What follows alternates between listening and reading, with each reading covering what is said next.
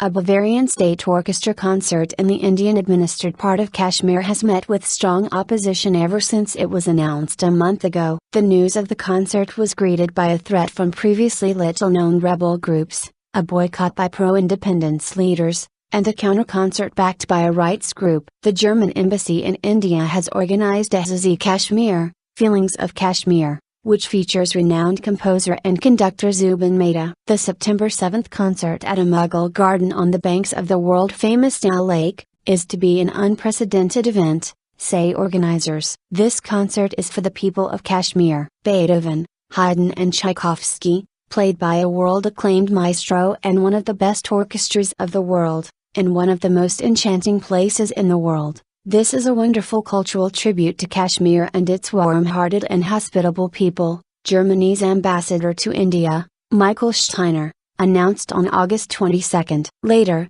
in a separate message, he said, "My wife and I are hosting this event. It is funded mainly by private benevolent sponsors. It's purely cultural and does not alter the political position of Germany and the EU on Kashmir." Opposing views. But rights groups and pro-independence leaders are calling on Germany to cancel the concert, which is to take place in the Srinagar, the summer capital of Indian-administered Kashmir, because they say the occasion will be used by New Delhi to obfuscate or whitewash growing concerns over militarization and rights abuses in the disputed Himalayan region. Innocents are being tortured in interrogation chambers, families have been expelled forcibly from their agricultural lands, locals are disappearing in custody and some are found buried in mass graves. Militarization is at its peak and young boys are picked up on false charges under draconian laws. Independence leader Said Ali Shah Gilani told Al Jazeera, "India has forced upon us the peace of the graveyard. In such a situation,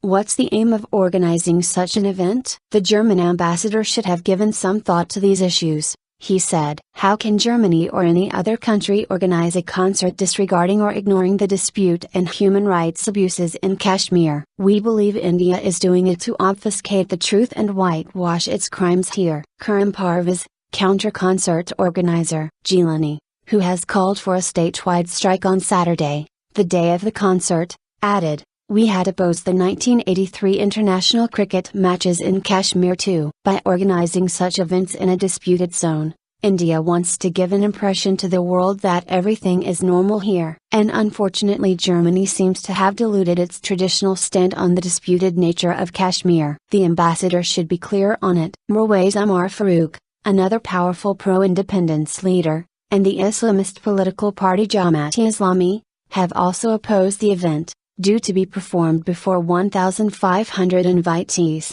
mostly Bollywood celebrities, top businessmen, Indian bureaucrats and security officials, and telecast live in almost 50 countries across Asia and Europe. The phrasing of the ambassador's statement is Orientalist, said veteran journalist Tulomir. It assumes that, since daily life is not easy in Kashmir, a Haydn concerto, a Beethoven symphony and a Tchaikovsky concerto will ease it a bit. No, it won't. Pushing New Delhi towards giving Kashmiris their political rights will surely ease their lives. Mir says even the staunchest of Dionysians among the German orchestra would be unlikely to vouch for a piece of music to offer hope to a people whose highest elected officials have been, for the past 10 years, demanding a reduction in the number of soldiers present in the territory. The concert has come at a time when Kashmir, where anti-India sentiments frequently run deep, is witnessing a spate of rebel attacks on Indian troops and paramilitary forces, and deadly skirmishes between Indian and Pakistani soldiers on the de facto borderline of control. The Muslim-majority region has been a disputed territory since 1947,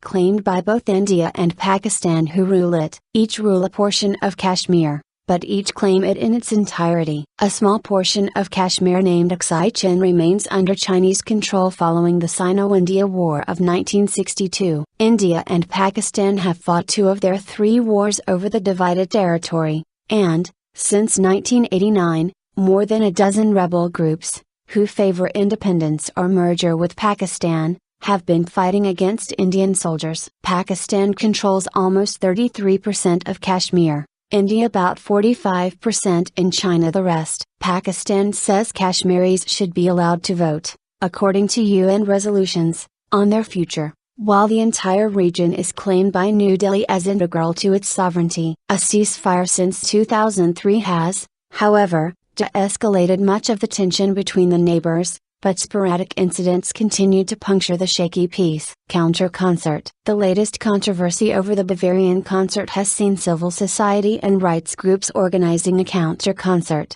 Ehsaas-e-Kashmir, Reality of Kashmir, some 10 kilometers from the German musicians' venue, featuring rappers, poets, photography, fine art and traditional singers. How can Germany or any other country organize a concert disregarding or ignoring the dispute and human rights abuses in Kashmir? We believe India is doing it to obfuscate the truth and whitewash its crimes here. And the government of Germany is helping India in this, said Karim Parvez, who is organizing the parallel event. Nothing is apolitical in Kashmir until the military occupation of over 700,000 troops, who are always breathing down our necks, ends for good. Majid Makbul, journalist. Germany is a supporter of the European Union's resolution on mass graves and disappearances in Kashmir, that was rejected by India, so that German ambassador is morally and ethically bound to keep away from so-called goodwill events with India, he told Al Jazeera,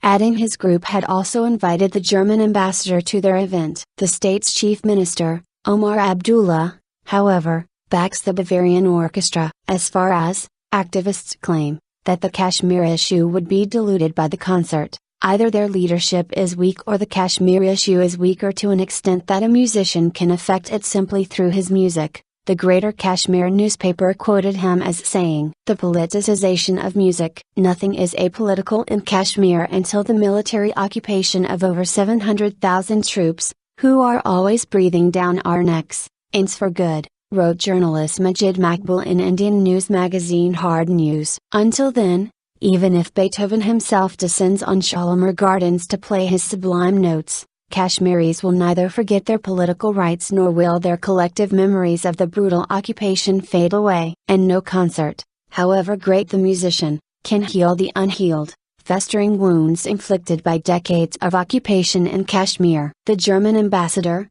however, insisted on the nature of the concert remained apolitical, but in an interview with Indian news magazine Outlook India, conductor Zubin Mehta said his performance was to bring a message of peace. "Yes, that's the only thing we want. We want people to understand how sincere we are in transmitting this message. People can partake and share the beauty of Kashmir. So if both people, Hindus and Muslims, stick together, even symbolically, for an hour and a half, and hear some beautiful music, it could bring some peace to those present and to those who will listen to it on television." Boycotting an Israeli connection. Mehta's association with both the Israel Philharmonic Orchestra and the Valencia Opera House has also contributed to the opposition to his concert in a largely Muslim-dominated region, where many people find solidarity with the Palestinian movement and where anti-Israel protests are common. In a Greater Kashmir article, author Ibn Hussein wrote, "Mehta is no plain vanilla musician. He conducts the Israel Philharmonic Orchestra,